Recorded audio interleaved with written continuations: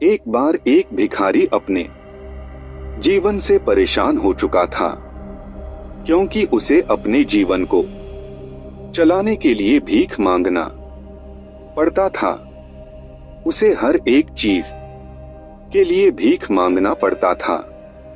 इसी बात को लेकर वह दुखी रहता और दिन भर यही सोचता कि उसकी जीवन में बदलाव कैसे आएगा। यह सोचकर वह निराश हो जाता। वह हर दिन देखता कि बहुत सारे लोग निराश होकर आंखों में आंसू लिए लोग और विभिन्न चिंताओं से परेशान लोग गौतम बुद्ध की तरफ जाते और वापस लौटते समय वे लोग बहुत ही खुश होते थे। वह भिखारी यह नहीं समझ पा रहा था कि गौतम बुद्ध उनके साथ ऐसा क्या करते थे कि वे बेहद खुश हो जाते थे। वापस लौटते हुए लोगों के हाथों में ना तो ढेर सारे पैसे होते थे, ना ही सोने चांदी। तो फिर ऐसा क्या होता था कि लोग बुद्ध के पास से लौटते वक्त इतना खुश होते थे।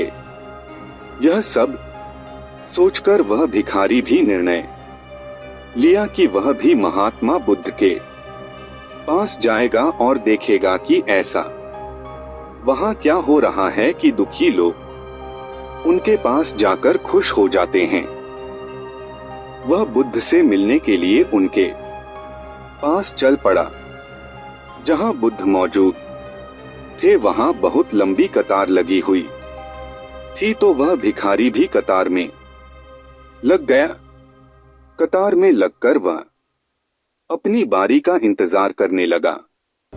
देखते ही देखते उसकी बारी आई और उसने बुद्ध से कहा, बुद्ध, मैं बहुत ही गरीब हूं, मेरे पास कुछ भी नहीं है। मुझे अपना जीवन चलाने के लिए भी दूसरों से भीख मांगनी पड़ती है। अब आप ही बताइए कि मैं अपने जीवन को कैसे बेहतर कर सकूं। यह सब सुनकर बुद्ध ने कहा, तुम गरीब नहीं हो, तुम्हें ऐसा लगता है क्योंकि आज तक कभी तुमने किसी के लिए कुछ भी नहीं किया, ना ही तुमने कभी किसी को दान दिया, ना ही तुमने दूसरों के लिए कुछ किया। यह सब सुनकर भिखारी के मन में एक आशंका जाग उठी। अपनी आशंका को दूर करने के लिए भिखारी ने पूछा, मैं तो एक भिखारी हूं, मैं लोगों को दान कैसे दे सकता हूं और कैसे लोगों की सहायता कर सकता हूं। मुझे तो खुद अपना जीवन चलाने के लिए दूसरों से मांगना पड़ता है। यह सब सुनने के बाद गौतम बुद्ध थोड़ी देर चुप रहे और फिर उसे बोले, तुम्हारे पास हाथ है जिससे तुम लोगों की सेवा में लगा सकते हो और दूसरों का भला कर सकते हो।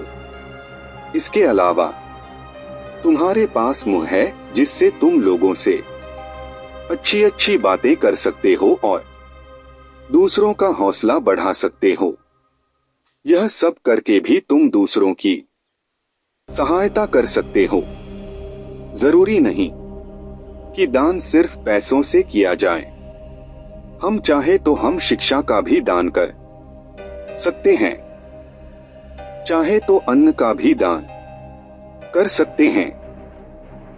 ऊपर वाले ने अगर किसी को पूर्णतः अच्छा शरीर दिया है तो वह गरीब नहीं है, वह बस दिमाग से गरीब है।